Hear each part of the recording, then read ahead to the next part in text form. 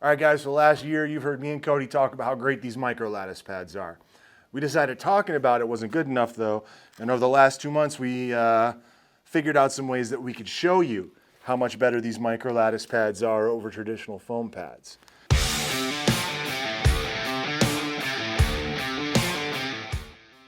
So what we did was we went out over the course of about a week and we hiked in them with some thermometers inside of them. You can actually see the thermometer in there.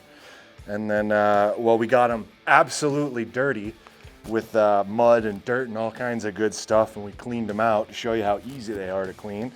Then we did some stuff with a fog machine to show you how air flows through the Microlattice superstructures. And then on top of that, we took a kettlebell to them so you could see how well they compress and conform to your head.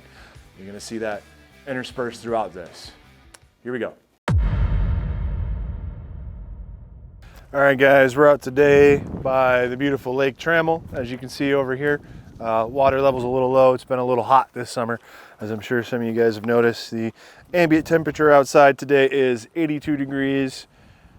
You can see it right here. We're also going to show you another picture taken from Cody's watch. We're going to be doing an hour-long foot movement out here. Today we have the normal helmet pads, normal foam helmet pads, inside of 2 medium ATE lights. Both of them are in tan. Cody's wearing his. You'll see it a little later in the video. I'll be wearing mine. And we've got two 30-pound rucks that we'll be carrying. Cody's got the standard issue Cool Guy Alice pack from 1990. I've got a USMC pack. Some of you guys might better know it as the Philby. So don't ask how I got that, because I'm not going to tell you. I wasn't lying, Gunny, I swear. All right, you ready? Let's do it. All right, let's go. Okay, for this part of the video, we decided to do a voiceover because of the wind noise. Josh's helmet starts out at 86 degrees. My helmet starts out at 88 degrees. And we start off on our walk, getting close to the halfway point. Now it's time to check the temperatures of the helmets. Starting off at 90 degrees with the ambient air temperature. And then Josh starts off at 91 and then quickly jumps up to 97 degrees.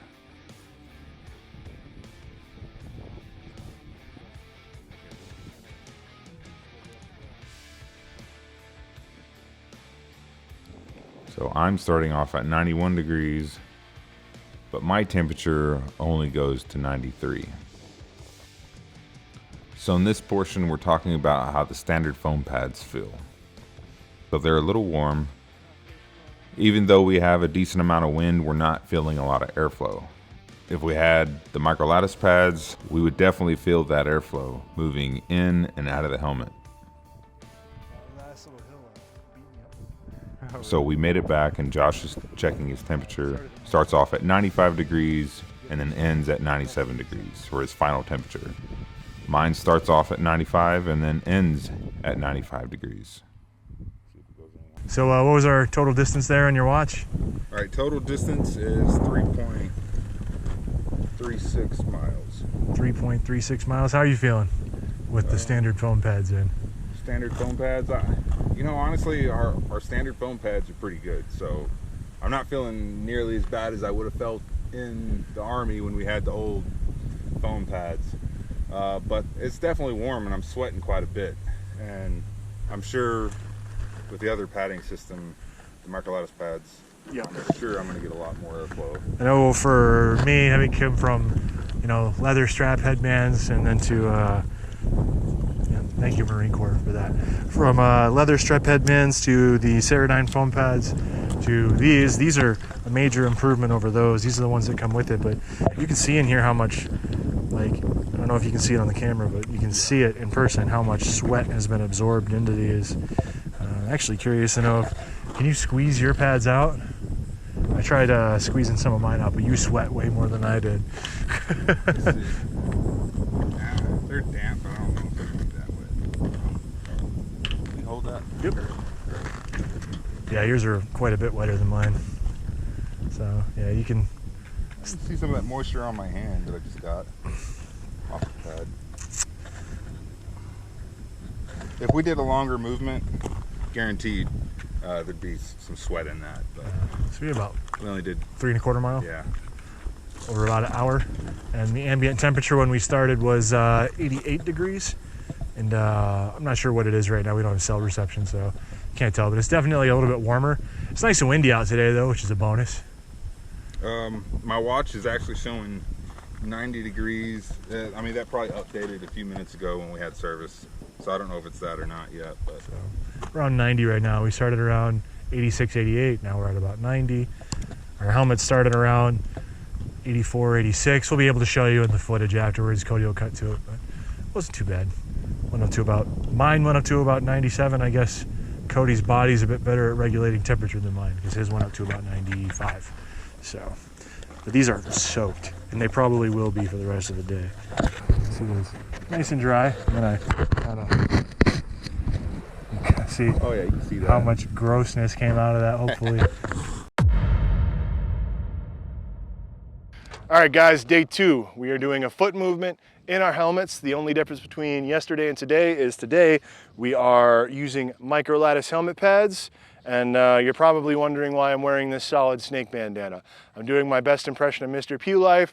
Unfortunately, he is way better looking than I am. You can look over here. You'll see we're at Lake Trammell. This is the same place we started yesterday. Like entirely, you can probably compare it. You know, this stand, you saw that in the video yesterday. Ambient temperature outside is 84 degrees. Get this up nice and close to where you guys can see it. Cody will flash a screenshot from his Apple Watch on screen.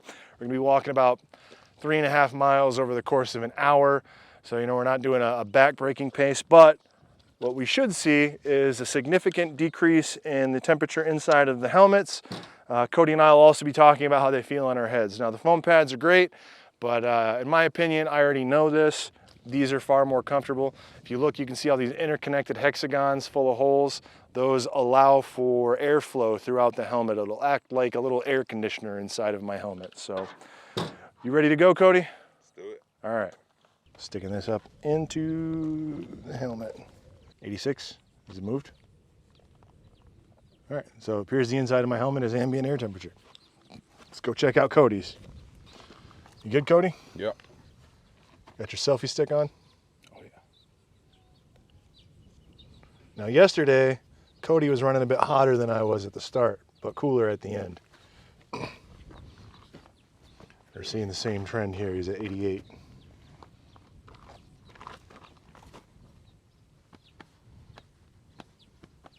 Yep.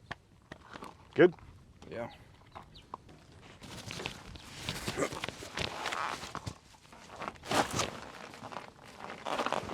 That dumbbell's gonna come down and hit me in the head or come up.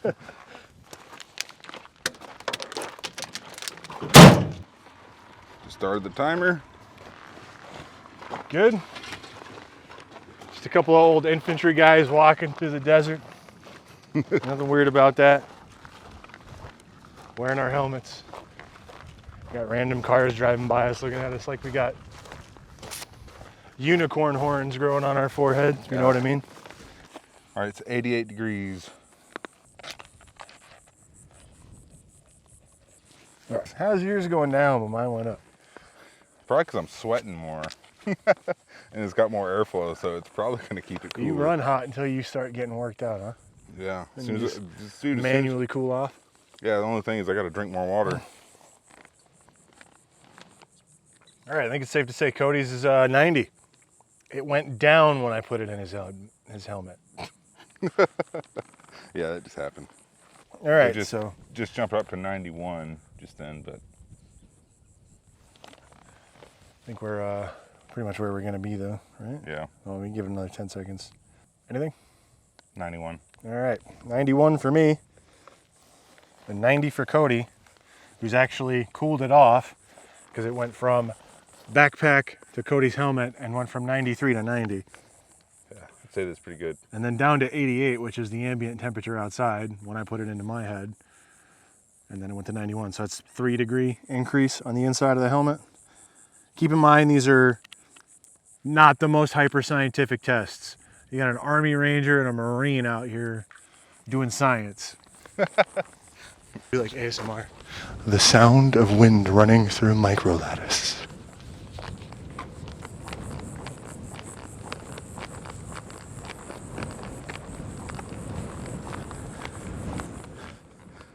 Did you get it at all, you think? Yeah, I think so.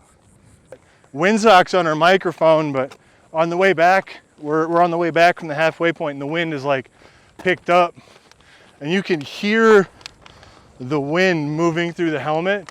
And I'm pretty sure if we measured the ambient temperature inside of the helmet right now, the inside of our helmets would probably be cooler than outside. We tried to capture some sound clips, but I don't know if it's gonna be a thing. It's just amazing. It feels so good.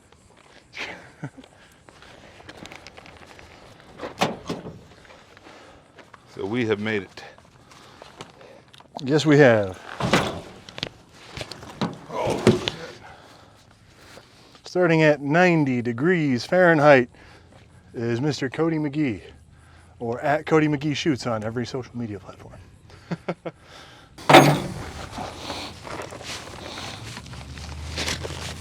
It went down again. We're at 86 degrees now. Mostly the pipe.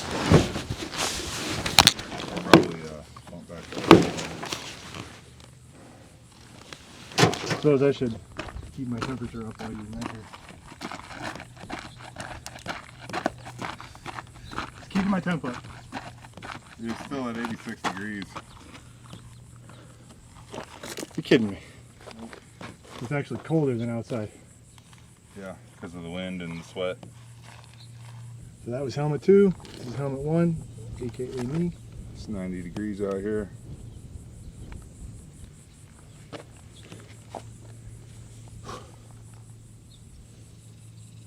Starting off at 84. So 86? Yep. I think we can call it. Yeah, I think it's pretty good. Ambient temperature outside is 90 degrees. Temperature inside my helmet and Cody's helmet, both 86. This started at 88 when Cody put it in his helmet and dropped to 86. Then it dropped to 84 when I put it in my helmet, and then went up to 86 and it stalled out, which I believe is actually colder than where we started, which was 88. Compared to yesterday, where we finished around 96, 98. We'll have to double check the footage, but yeah, good times. That'll be okay. So now we're gonna look at Cody's hex head. You guys ready for this? He didn't wear the bandana. Holy shit. I look like a alien. All right. And that is normal with any kind of helmet, head pads. Yeah. Normally those would be giant red blocks. And here's what my head looks like after wearing my solid snake bandana. No. Ignore my hairline. No. But no weird marks. we include headbands with every helmet. So don't worry about what Cody's got going on, because one of these microfiber headbands is included in every single set.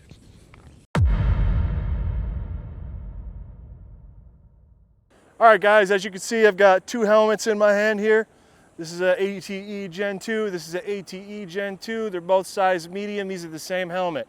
The only difference is on the inside. One of these helmets has Microlattice pads. The other one has our regular comfort pads.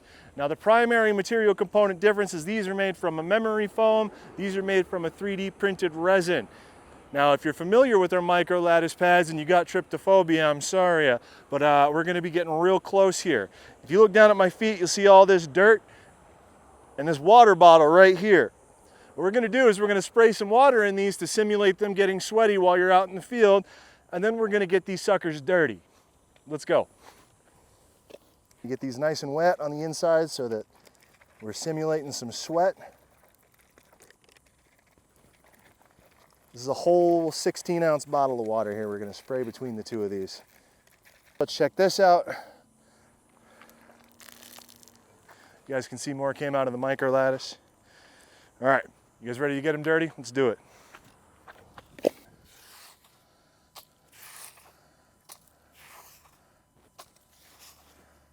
I'm sure my boss is gonna be super happy that I'm doing this to our helmets, but you know, show don't tell. Let's get that in there, nice and good. You've been wearing it in the dirt, probably didn't get plastic in there, but What'd you do today at work? Oh, played in the dirt. All right. It's good and dirty, good and sweaty.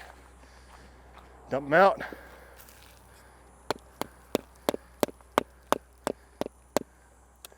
Let's go get them clean. Oh, that's nasty. All right, guys, as you can tell, this is a pretty extreme example of how dirty a helmet can get when you're out in the field. We're talking like a guy just did the DAT course in 29 Palms and a sandstorm ran through when he had his helmet off after it was all sweaty. So we've done a pretty extreme simulation here of how dirty helmet pads can get. Like, this is boot camp dirty. If you guys are familiar with boot camp, you know they're having you drag your face through the mud all day. So we got these pretty dirty. Now I'm gonna pull the pads out. We're gonna rinse the shells out real quick, and I'm gonna move them over there. So there's gonna be a little bit of jump cuts here. Now,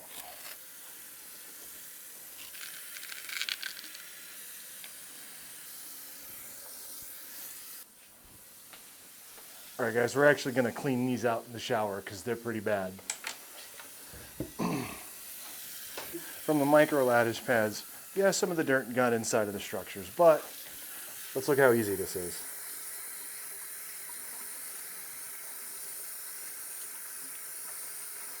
We're not using soap either right now. Keep that in mind.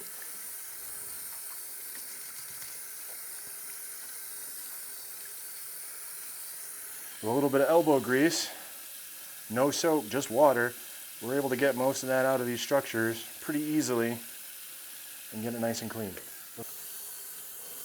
Now, I know you guys are probably seeing this in time-lapse format, but we've done this with Microlattice pads on other videos, so you can go check that out. Super easy to clean. They also don't get all of the sweat absorbance and gross, musty, moldy smell that foam pads get. But you know, there's nothing wrong with foam pads, guys. They do the job, they're just not as good as these. Now, for those of you thinking, how am I ever gonna get these that clean out in the field? I'll go over to your water buffalo real quick, man. We've been in here for like 3 minutes. Boom, those are clean. Now, the piece de resistance.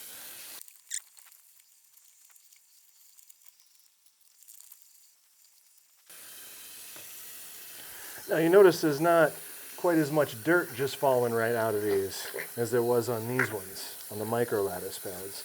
And that's because a lot of that dirt is still inside of the pads. So these are just the inner impact layer pads that we've cleaned off. Now you can see these are kind of, if I get right up here, see they're already kind of starting to wrinkle just from the water. Over time, that's not going to be great. You can still see, even still, there's some dirt stuck in here. And these were on the bottom inside of the helmet, and they're not entirely clean, as you can tell. And they're also going to be wet for the next 6 to 8 hours. Now these are the comfort pads, and I can still feel sand and dirt and rocks inside of them. Look at this. Microlattice pads don't do this.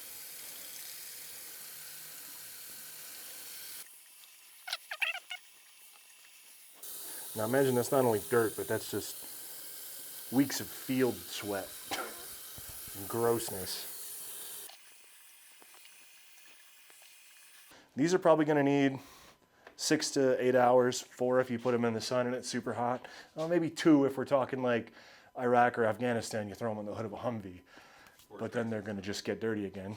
What's that? Or Texas 105 degrees. Yeah, or 105 degrees here in Texas, whereas these, you're seeing it's water that's running off of them. It's not absorbed by them. These are done. We can put these right back in the helmet and we're good to go. Not so much.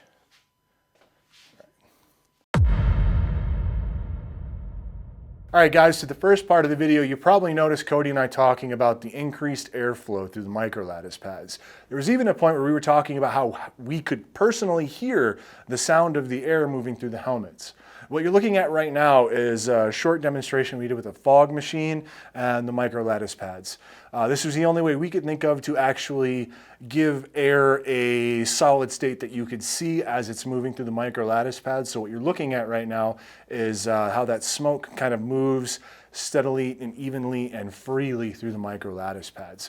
What this does is when it's in contact with your head, there's going to be a little bit of space between your head and the helmet, and air can freely flow through the microlattice, which is what gives it not only that increased airflow, but allows it to keep the overall temperature inside of the helmet far lower while you're wearing it.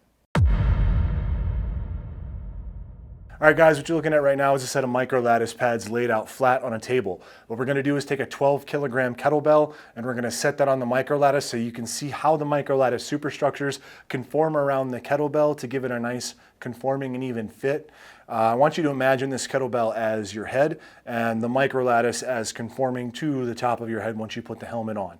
That's really essentially what these microlattice pads are designed to do, and those superstructures are going to not only conform to your head, but they're also going to act as a separate layer of protection between the pads themselves and then your scalp, skull, and brain. All right, guys, they say seeing's believing. Now you've seen how these microlattice pads fare under some pretty extreme circumstances. Cody and I beat the heck out of ourselves, and we beat the heck out of these helmet pads just to show you how they perform in real world scenarios. We also did some stuff with some smoke machines. Don't ask how we got those. I totally wasn't using a vape pen to be a smoke machine, I promise. So if you guys like this kind of content, go ahead and hit that subscribe button. Maybe click the bell, turn on your notifications so you can see these videos when they're coming out. We've got some cool content coming down the pipe that we've been working really hard on, and we hope to see you guys there.